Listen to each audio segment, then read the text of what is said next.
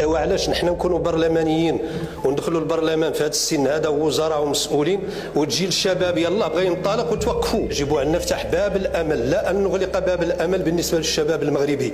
سيد الوزير المحترم، اولا بغيت نقول لك على انه الولوج الى مهنه التعليم لم يعد اختيارا بل اصبح اجبارا نظرا طبعا البطاله التي تعرفها بلادنا.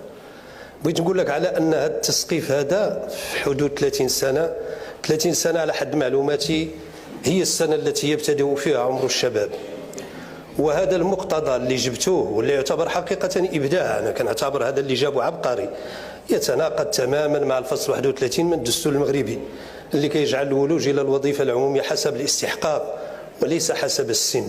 سيد الوزير، اليوم السياق يتطلب منكم التراجع عن هذا القرار المجحف في حق مجموعه من شباب الوطن ديالنا.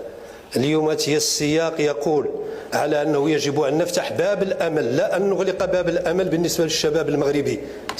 تسقيف السن اجراء غير دستوري وغير قانوني ويتناقض حتى مع السن الشباب. راه كاين اختلاف، راه يمكن مجموعه من الابحاث كتقول لك راه حتى 65 باقي سن الشباب. ايوا علاش نحن نكونوا برلمانيين وندخلوا البرلمان في هذا السن هذا ووزراء ومسؤولين وتجي الشباب يلا بغا ينطلق وتوقفوا؟ هذا لا يمكن بتاتا القبول به. اليوم كنقولها وكنأكدها، الا بغيتوا تسجلوا الحضور ديالكم في هذا المجال هذا حيدوا هذا التسقيف هذا. شكرا سيد.